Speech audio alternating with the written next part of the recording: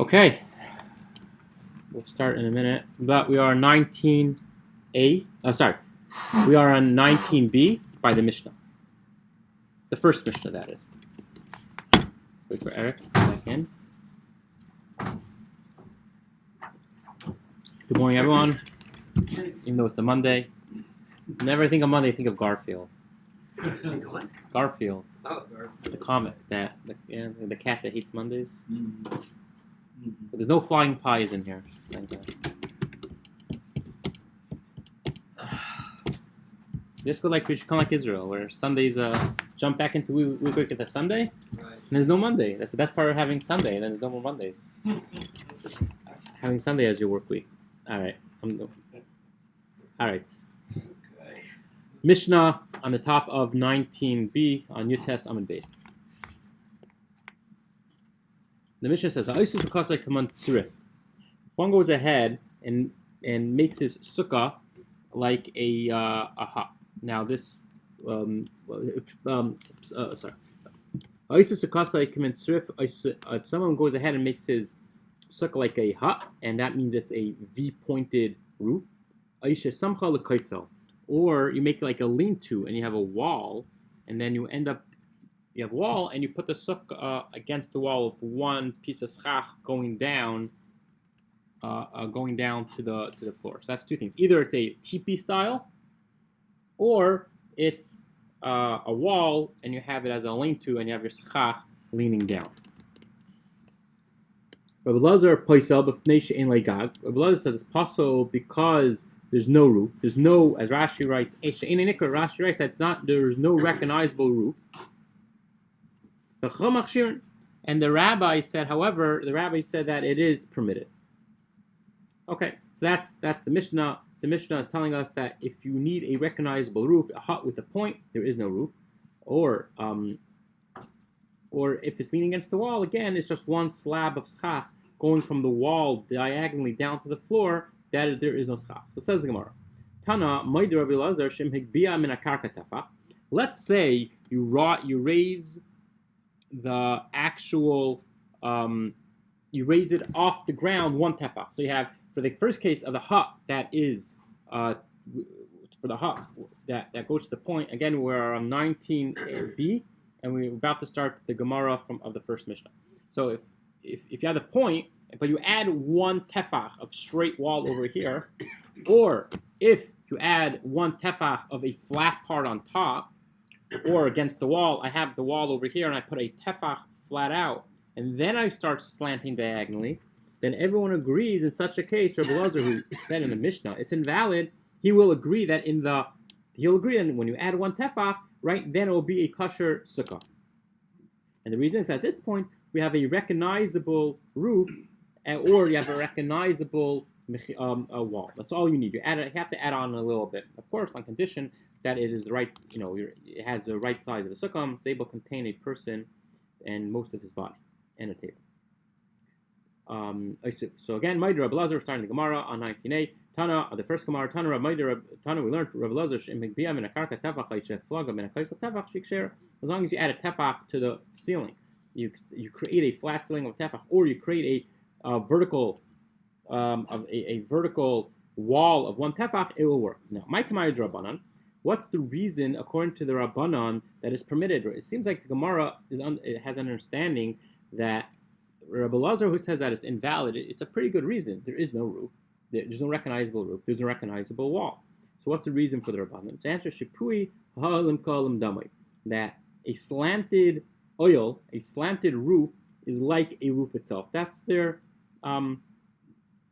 that's their policy, and therefore you don't need that extra tefach. Now we're going to go into a story. Abaya ashechei Rav Yosef the Kagani bekilas chasanim the sukkah. So Abaya found Rav Yosef that he was sleeping. He was utilizing a kilas chasanim.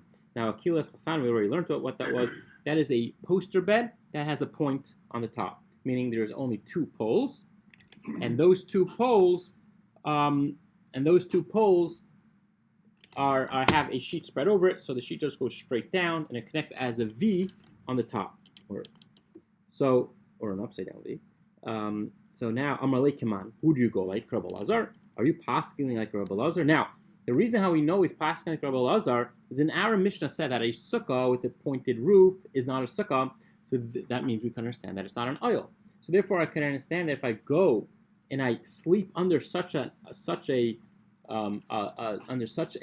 roof in my sukkah, I'm not sleeping under a sukkah. I'm not sleeping under that roof. I'm sleeping under the sukkah. So again, if you come and tell me that such a sukkah is invalid, that means it's not an oil. It's not a covering. Therefore, I can't sleep under such a sukkah, but I could sleep under such an item in my sukkah, and I won't say that I'm sleeping under sukkah. While the rabbis are going to say, no, if that's a kosher sukkah, if I take that and I move it into my sukkah and I cover it with non-kosher schach, then I'm not sleeping in the sukkah anymore. I'm sleeping in I'm sleeping under this V-shaped oil. So he must be going like Rabbi Lazar, who Rabbi Lazar said, just a sukkah is possible. Therefore, it would not therefore you could sleep under a V-shaped roof in your sukkah. So, and on that he asked, Shafkis Rabbanan Ba'alis Rabbi Lazar, why would you leave the majority and go with the minority? We always follow the Rabbanan. We always follow the majority. So Amalei Braisa Ifcha Tani.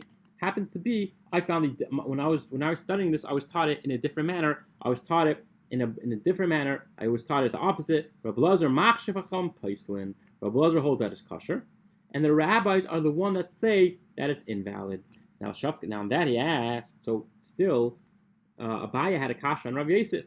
Shafkes masnisim va'avata brisa. What is this? You are going ahead and you're leaving the halacha of a Mishnah, and you're going like a brisa. Because again, we usually try to follow a Mishnah over a brisa.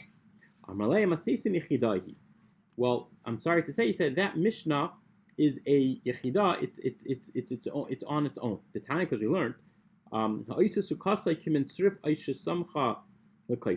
if you go ahead and you make a sukkah like a hut, or you make a sukkah like a kaisel, like a hut with a V shape, or you lean it against the wall, that is permitted, right? You're allowed to do that. However, in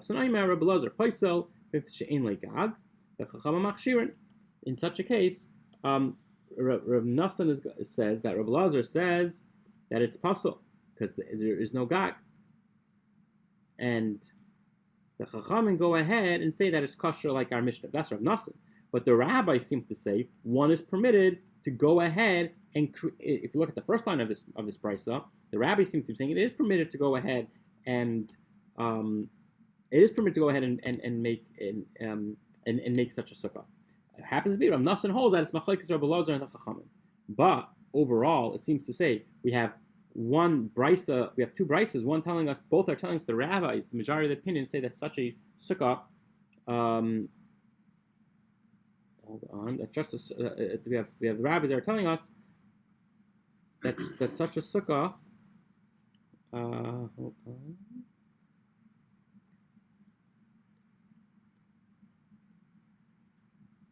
So one says that the basis of our Mishnah is Rav Nassan. Rav Nassan is right. We found another brisa that says the same case as our Mishnah. Rabbi Lazar says that it's invalid, and the rabbis are the one to say that it's.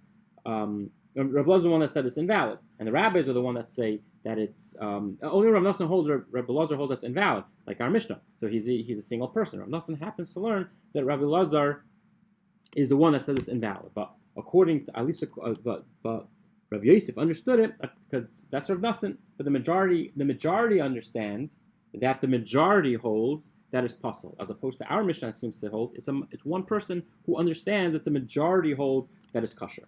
So the point is, at the end of the day, Rav Yosef is saying that he considers our Mishnah to be Rav Nassan, and that's a yachid. That's just one person.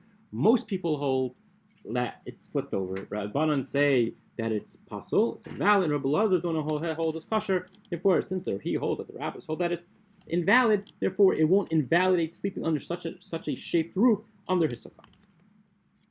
Okay. Any questions? Okay. So in the end, the halak is. Say again. The halak is it's invalid.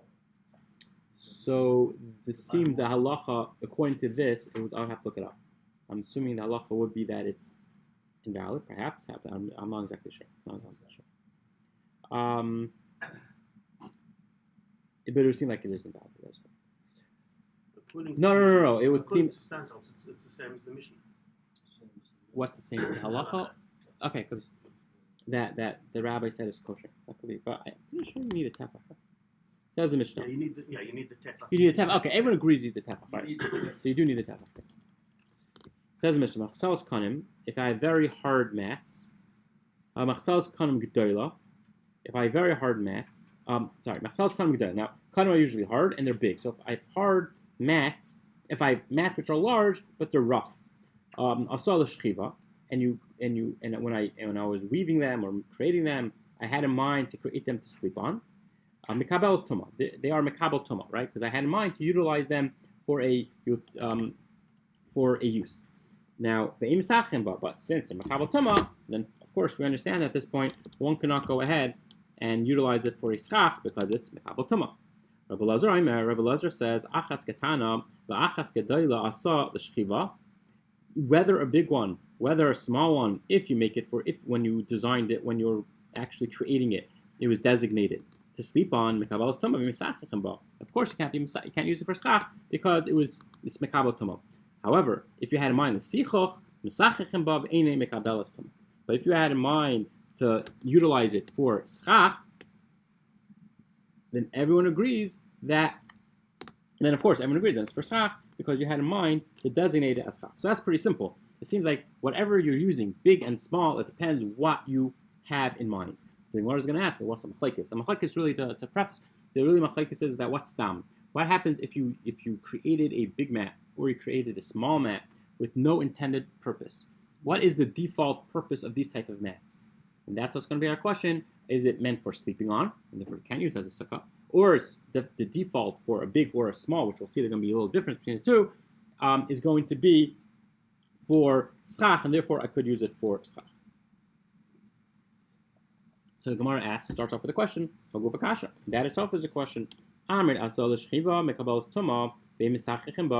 wrote in the Tanakama that if you have it for, if you created this mat to sleep on, it's going to be mekabel toma, and you can't use it for schach because it's mekabel toma. The reason is because you specifically designated this for sleeping. But if you never set it aside for anything, the stam, the regular, the usual intention for such an item is for schach. Therefore, if I had known when I was creating this big mat, if I had no intention at all, I could use the first schach because that's the stam and that's the regular intention. Bahadar tani l'sicho, that's the default intention. Bahadar, and then we learned tani l'sicho masachichem ba. But then we said if you make it for schach, then you could use it for schach. The any mekabel stama taima dasal l'sicho. The reason is because I was clearly intended to use for schach. Hastama, what's the default? The shchiva is for shchiva. So therefore, we have a problem. See, it seems like if you read out the Mishnah, the beginning of the Mishnah, the Tanakama, he brings down both. He talks about you had in mind for sleeping, then the default is going to be schach. If I had, yeah. First word in the line wrong, Rabbi? It's on ha, stama. Ha. Yeah. So the default, if you look at the Mishnah, it looks like there's a bit of a contradiction. What's the default? One way he looks at it is the default is for schach, and the other way the default is for going to be for sleeping on. You say hastama? No, hastama. Hastama. Yeah. About 5 lines down from the Gemara. Hastama Shchiva. Okay. Yeah. So on the answer is like kashya. That is not a question. Kan begedayla. When we were talking about in the Mishnah, the different defaults. One default was for a big mat, a large reed mat, and the other one was for a small reed mat. A large reed mat usually is too big to sleep on. Therefore, the default is usually for schach. So if I buy a large mat, I could use it for schach because most people will not be sleeping, it's not intended to sleep on. But if I buy a small mat, even though it's hard to sleep on, it's rough, but still at the same time, it's not a problem. It will be a problem because the default position for the default intention when creating a small mat is to sleep on. Therefore, it will be mekabel tuma, and I cannot use it for my sukkah. Now, we skip those brackets, and Rabbi Lazar Omer, but now we're going to ask a question. Rabbi Lazar Omer, achas ketana, achas gedoyla, asal l'shchiva, mekabel tuma, ve'mesachichem ba. according to Rabbi Lazar, whether it's a big one or whether it's a small one, usually the default creation for such big mats and small mats are usually going to be to sleep on, and you can't use it for schach if it was created with no intention.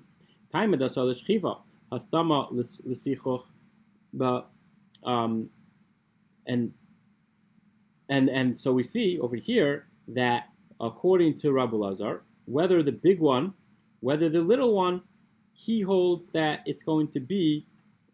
This is not a question, sorry. It's just a statement. Rabbi Lazar's opinion. He holds a big and small. The default is always going to be sleep on. So right now we have the Tanakama. What's the default? Number one, if there was a clear intention for the mat, there's nothing to talk about. Whatever the intention was, let's go with that. But if there is no intention, so the default according to Tanakama, a large mat is going to be for schach. Small mat is for sleeping, therefore you can't use it for schach. And according to Rabbi Lazar, whether a big one, whether a small one, the default position is always going to be to sleep on, and it cannot be used for a mat. Now, Ema Seifa, but let's look at the end of the Mishnah. That at the end of the Mishnah, Rabbi Lazar said that if you create it for schach, that's the last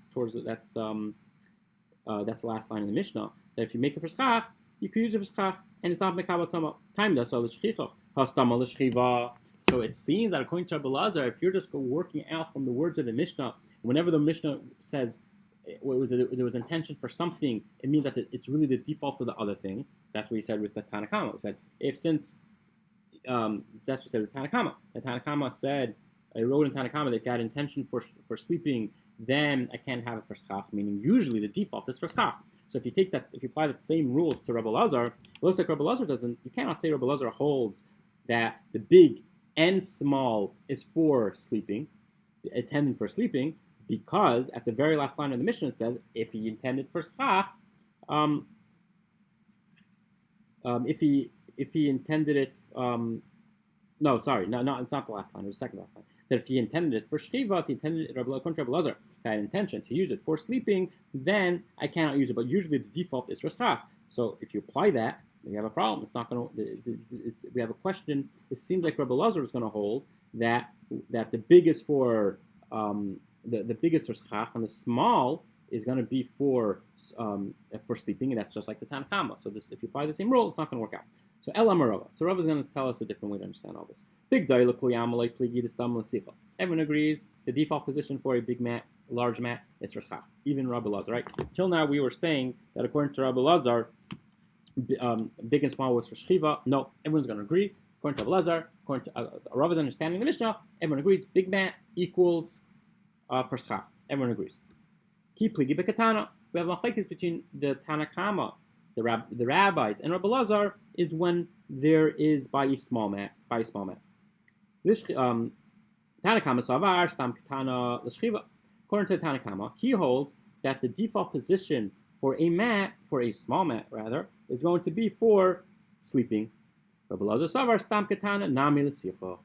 Flipping Rabbi Lazar to hold that no, Rabbi Lazar is he's being more lenient now, and a stam and the default position for even a small one, that is going to be the default position for a small one. That is also going to be for schach. So right now we have the Tanakama. The Tanakama holds that a large mat. Everyone agrees that a large mat is meant for schach only. And a small mat, that's why we have a machlekes. Tanakama holds that a small mat is usually for sleeping. Therefore, default, it's mekabel tama, can't be used. And Rabbi Lazar holds the default is for even schach. It's very rough. It's hard to sleep on. No one's going to want to sleep on a hard reed mat. The rough, it'll scratch you. Therefore, according to Rabbi Lazar, the regular one is for schach. So now we turn to the top of Chaf and Aleph. We're top of 20a. Hachi Ka'amar. This is how you have to read the Mishnah. We're going to start with the Tanakama. Machtzala sakanim gedoyla asal shchiva. That a big reed mat is meant for that which you had intention to sleep on. This can be mekabel tama v'misachachim, and you can't use it for schach. Taima da asal shchiva. The reason is because you made that you created it for sleeping. Hastama. If you have no intention, the default position nasa kamisha asal sichach misachachim. We look as if you made it for schach. Therefore, you could go ahead and use it for schach. Now, however, a small one is going to be for the default first small one is going to be for sleeping according to Tanakama, and therefore you can't use it if there's no intention. You can't use it for schach. Now we skip the brackets. Lasar Belazar, and then Rabbi Lazar came. The Meimar achas katan v'achas gadol stomach share l'sicho. Rabbi Lazar held no, whether a big one, whether a small one, the default position is going to be for schach. Okay, so now that's how Rabbi Lazar, that's how Rava learned the Mishnah. So Amrle Abaya. So Abaya came to Rava. Yachi, if that's so, if it's true that this is how you learn the Mishnah, Rabbi Lazar Omer achas katana, achas gedayla, achas gedayla, achas katana mibayla. If you look at the Mishnah, if it's really true that Rabbi Lazar is the one that holds that both of them, the default position is for schach, then if you look at the Mishnah, it says Rabbi Lazar Omer achas katana, achas gedayla. We put small before big. This question is that usually that the way the Gemara wants, if the Gemara brings down two items, one is understood, like the first, we're saying both 1 and 2, and we're usually going to put the one which we know for a fact that's first. And in our case, everyone agrees the big one. In our case, the big one everyone agrees is for schach. Default big schach. Everyone agrees with that. So why did Rabbi Lazar write achas katan or achas kedayla? But the small one, which is a machlekes first, he should have wrote kedayla first. That's his question. Just on the way the Gemara phrases it, which is not the normal way. So he's asking Rava if it's true, according to Rabbi Lazar, that big and small are both for schach. He should have written achas. He should have put the big one first, because everyone agrees everyone agrees that the big one is for schach. That's his question. So oid, and furthermore, he pligi big gedayla hu de pligi Rabbi Lazar lechumra. And also, perhaps he's saying that when they argue, maybe they're arguing with the big one. Maybe the machlekes is on a large mat and not on a small mat. Rabbi Lazar is being stringent, meaning it would be that maybe the machlekes is that they're arguing on a large one, and even Rabbi Lazar is going to hold that the large one, the default is for sleeping. The Tanya, because we learned machzala sakanim pigdayla mesachim, that the large mats you could use for schach. Rabbi Lazar Aimer im ine mekabelos tuma mesachim ba. If it's not mekabel tuma, then it's not. Then you can use it for schach. So it sounds that according to Rabbi Lazar, he's being machmir, and even a large mat, the default is for sleeping on. Because you're right. And if it's not mekabel tuma, then I could use it for schach. That seems to say that usually it is mekabel tuma. In this case, in the odd case where it wasn't created for sleeping, then you could go use it. So it seems like Rabbi Lazar holds, not like Rav. Rav said that everyone agrees that a large mat is for everyone. According to Rav, everyone agrees a large mat is for schach only. Seems like it's not true. So of course, it seems like we have a proof here. So Abaya has a question. We see here that perhaps in this brisa that Rabbi Lazar holds that even a big mat is going to be for sleeping. That's his question. So Elam Papa, so Papa sort of gives us another answer. Take a Tanakul like pligi, Diskind shchiva. According to Papa, everyone agrees that a small one is for sleeping, and therefore the default, if you have no intention, you can't use it for schach, because the default is for sleeping. Keep pligi b'gedayla. What's the machlekes Rabbi Lazar and the Rabbanan? We're talking about a big one. Tanakama savar stam gedayla l'sichuch. The Tanakama writes that a default big one is for schach. Rabbi Lazar stam gedayla nami l'shchiva. Rabbi Lazar holds the big one is also is going to be usually meant for sleeping and not for schach. Umaya sa l'shchiva. So then we have a problem, because why is it according to Rabbi Lazar, which was the whole basis of the whole question anyway, why Rava said his opinion was that the second line of the Mishnah, the second last line in the Mishnah says sa l'shchiva. Rabbi Lazar said if you make it for sleeping, then if you make it for shchiva, if you make it for sleeping, then you can't use it. Meaning, but we understand that means to say that usually the default is as for schach. So how do you answer that?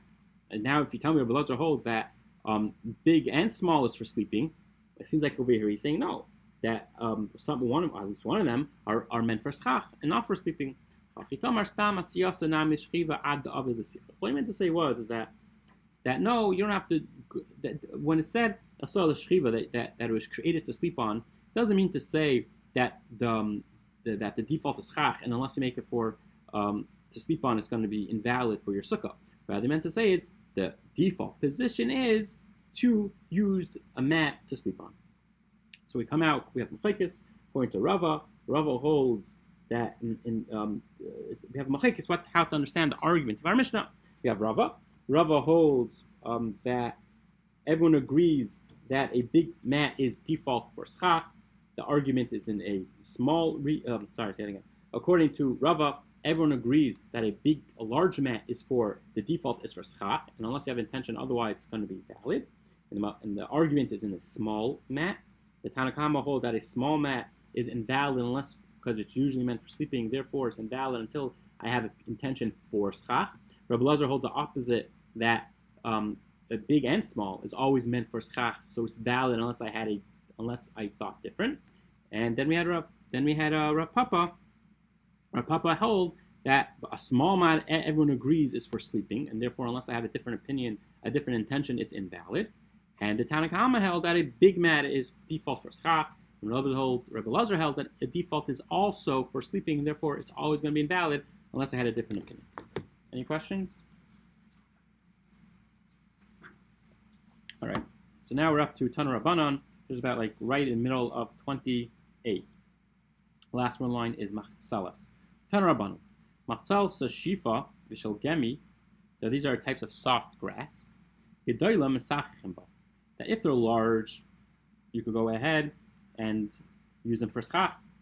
Ketana e Mesachim Ba. If they're small, then you can't use them for schach. Shal Kanim. If Kanim are reeds, which are very hard. Vishal Chilis Gedoyla. And another type of thick item, Mesachim Ba. Then everyone agrees, whether big, whether small, you can use them for schach, because since they're so thick, usually they're not intended for sleeping. Aruga, that these items, if they're woven, gedula is we gedula is if it's braided, right? So the thick type of material, if it's braided, then you can use it for schach. But if it's then, and because the default of a braided mat is very hard and it's hard to sleep on. Aruga, but if it's woven, then woven will be soft. Therefore, you do not have to. Then it's soft, and therefore then usually it's meant to sleep on. Therefore, it will be it's invalid for schach.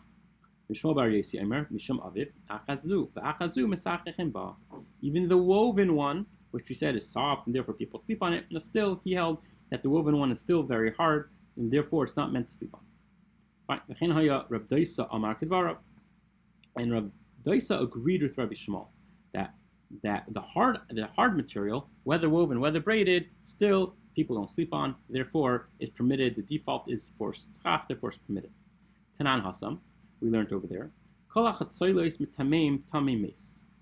Now, we learned that we'll see what chatzolos are, but all chatzolos are they're metame. They could become tummy mace, and we'll see in a minute also tummy medrash, which is that when people sleep on it. Divi Reb Daisa. The Chum medrash. The Chum say no, only the weight, only sleeping on it, and not Tomas mace. Now the reason why we're talking about this is that if something is tummy medrash, if something is tummy because people sleep on it, that means that they're meant to sleep on. So if you can figure out what chatzolos are, it will help us understand what's usually meant for sleeping. And therefore, that'll help us what's used for schach and what's not. So, medrash in Tami Meisloi. But before that, we have a question on the rabbis. What do you mean that it takes it's only Tami Meis is the highest level? So you're going to say that it skips being susceptible to be Tami Meis and it jumps to sleeping on it. That usually doesn't work related. This doesn't work that way. Anything which could be metame medrash which is sleeping on, or the weight, holding the weight of someone, also will always also be able to be metame to a dead body. The answer is ema ap medrash. Okay, so we meant to say also medrash. So we have machlekes that that the rabbis say for now that these chatzolos are only tami meis. Rav Daisa says chatzolos are only metame to a dead body. Rabbis say dead body and medrash, and if someone sleeps on it. So my chatzolos. So what are chatzolos that we're talking about? Amrav Dimi Bar Hamaduri Marzavuli. So you said they're called Marzavuli. Now apparently that's not much help because my Marzavuli. Okay, so what are Marzavuli? Amrav Abba Mazivuli. So he held they're like leather bags, and apparently they were a type of leather bags that the shepherds used to blow up, and they would use it as a pillow when they were out in the field. So sort of something easy to carry. It's like a portable pillow. Okay. Now, Reb Shimon Mislakish Amar, Machtoilis Mamish. There's some machlekes. So Rav Dimi held that they're leather bags, so that's not going to help us, right? You're not going to be able to apply that to our case. We never dealt with leathers, isn't valid for schach anyway. But Rosh Lakish does say that they're Machtoilis Mamish. They're really reed mats, as we understand mats are. But Rosh Lakish l'tamei, and Rav Shlakish is going according to his own reasoning. Dam Rosh Lakish, because Rav Shlakish does say. Damar Shlakish Hareini Kaparas Rabchia Ubanav, that he said I should be an atonement for Rabchia and his children. Rabchia was his Rebbe, and it was just a way of saying out of respect when he mentioned his Rebbe's name. He just threw in that line as out of a sign of respect. Shebetchila, so he said the following in the name of his Rebbe. Shebetchila, in the beginning, that in the first time when the Torah was forgotten by Klal Yisrael, Ezra came and he set it back right, and he retaught the entire children of Israel the Torah. And then again they forgot it in Eretz Yisrael, and Hillel came to Babel and he retaught it. Then they forgot again. Rabchia and his children came back and taught it. That's number one. Now, now he's going to bring his proof that what Chatzailis are. So also Rabchia says that they held that we never Rabbi Daisa and the rabbis never argued, which is our Mishnah, right? That's what our Mishnah was. We had Chatzailis. Rabbi Daisa said they're metame tomas, they only come impure to dead bodies, and the rabbi said also to weight. And we threw in that weight. The rabbi said weight and dead body, and then we threw in that who was it? Okay, fine. That was just okay. Yeah. So Rabbi Daisa v'chama al machzor usha, that the machlekes between Rabbi Daisa and the Chachamim are not going on the mats of usha. We turn to the top of 20b. Shem Tumais, everyone agrees that the mats of Usha are always going to be tummy also medrash because they were set aside, they're miyuchad, they're unique for sleeping. Veshal Teveria, Shem Tahiris, and everyone agrees that the mats of Teveria were very hard, and everyone agrees that they weren't meant to sleep on. Therefore, they were not created to sleep on. Therefore, they were never metame the tumah of medrash. Aman Echlaku. So that's the machlekes between Rav Daisa and the rabbis. Al Sham Mekaimais. They're arguing on other places. Mar Savar Kim Deleka Diasvi Layu Kitaveria Damyan. Since you never, according to so we're talking about the mats of other places, of most other places. Kim Deleka Diasvi Layu Kitaveria Damyan. Since they're not meant to sleep on. Mar Savar Kim Deleka Diasvi Layu Kitaveria Damyan. So Rav Daisa held that since usually they're not meant to sleep on, they're like Teveria and they're hard. So the average mat is hard. And so the average mat, the default is not to be. It cannot become tumas medrash because it's not meant to sleep on because they're hard. The mikri, the yasvi elayu could usha damyon, and the Chachamim wrote that since they are like usha. Most are like Usha, and they are meant to sleep on. Therefore, they will become like Tumas Medrash. They could become susceptible to Tumas Medrash. But the point is that we have a proof here that the machlekes is not like the blown up the whole machlekes in Rav Daisa and the Chacham is not Chatzailis. It's not mat. It's not one opinion that it was the leather bags. The leather bag that the shepherds slept on, it's not that. The point is of this entire back and forth with Rav Chia is to prove that Rav Shlakish held that they're mamish mats. So now Amar Mar tumas meis. Now on that we're now okay, fine. So that's pretty much it. We finished there, but now we're going to go further and we're going to talk about this case that we mentioned of the chaytzolos and of the tam tumas. So Amar Mar, kol chaytzolos metam tumas meis. All read mats, all chaytzolos from tam tumas meis. The Reb Daisa. That's the words of Reb Daisa. But Tanya, but we learned Reb Daisa Amar Kedvarav. But also we said that Reb Daisa held like Rabbi Shmuel that all types, the Rabbi Shmuel in the name of his father, that all types of mats. If you look back, we had a machlekes, right? We had Rabbi Shmuel said, in the name of his father, that both woven and both hard you could use for schach. Now he was arguing.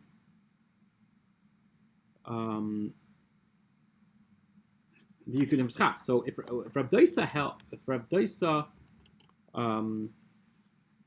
hold on.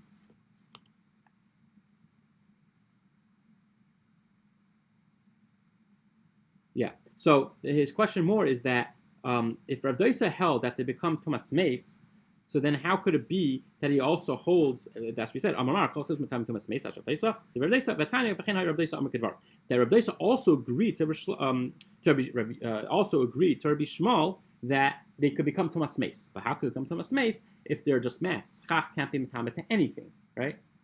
So how could it be that you could use them for schach? So like Asha had islay gidafna, had lesay ginafna. So the answer is that it depends how it's created. If they're sort of like the edges turned up or not. If the edges turned up, then it's sort of like it contains something. So even though it's not meant to sleep on, as we learned, they're not meant to sleep on. According to him, they're not meant to sleep on because they were too harsh. However, they still so it can't be mekabel, the higher level of tumah of medrash, of when someone sits on it or sleeps on it. It's not meant for that. However, since it contains something, it goes up a little bit. At this point, it's at least will be metamet with the basic level of tumah, which is of that of a dead body. So Meisvei asked you another question. Sham, v'shel gemi, v'shel sak, v'shel sefira, different types of items. Metame tumas meis. Rav Daisa. So Rav Daisa says all these items are they're not made to sit on, but however they will be metame tumas meis. Rav Daisa. And but the rabbis wrote also it will be even by sleeping on it or standing on it or walking on it, it will be metame tumas meis. So Bishlei Milman Damar Marzvaili. So the one that holds that is going to be the blown up, I guess, the leather sacks. Shel Sham Shel Gemi Chazul Kinta Deperi. On that point, we could understand that that they could be used for some type of to carry baskets. Shel Sak Shel Sfira Chazul Ligvol Kevitzane, or the gash used or something else. Okay, so that makes sense. However, the one that says that it's really read mats,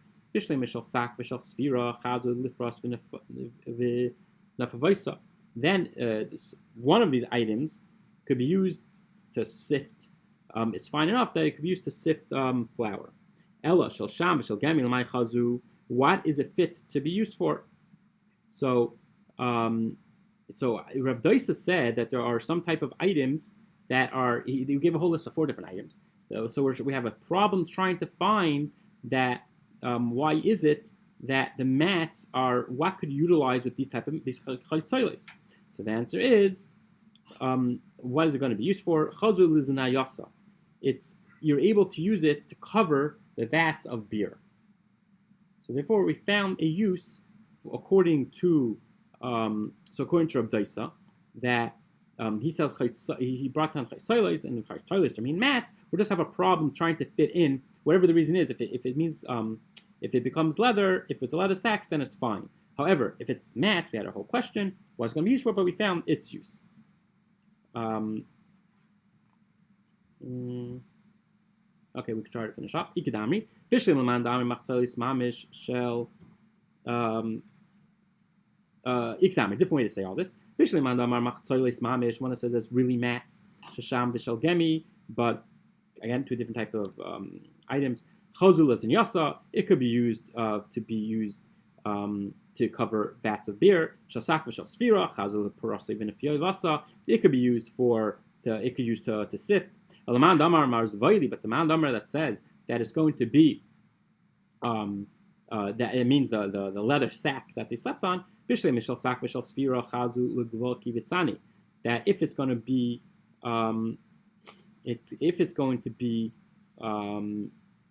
that could be used for something else. That could be used for baskets and sacks. But what's that going to be used? That could be used as fruit. That also could be used as fruit baskets. Tani learned.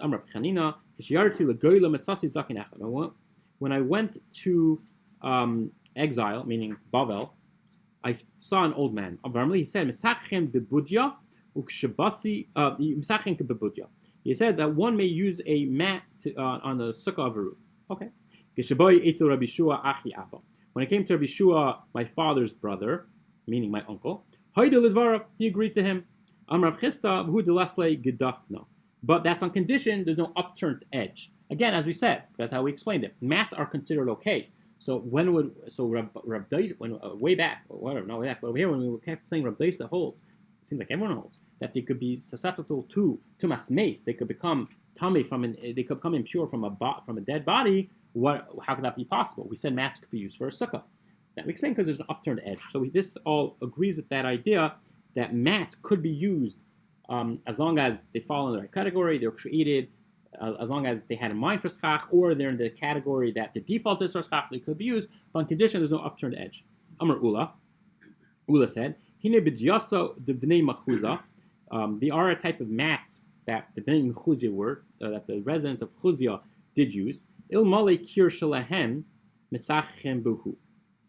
That if not for the wall of the mat, meaning there's an edge to it that gets turned up, then you could use it again. If there's an upturned edge to the mat, then it could contain something. Once it could contain something, we also learned mesachem bebudya. You could go ahead and use a mat for schach im yesh lehen kir. However, there's a wall, meaning but if there's if there's a wall over there, then you can't use it, because then again it's going to be the corners are going to be upturned, and therefore it's going to be mekabel toma.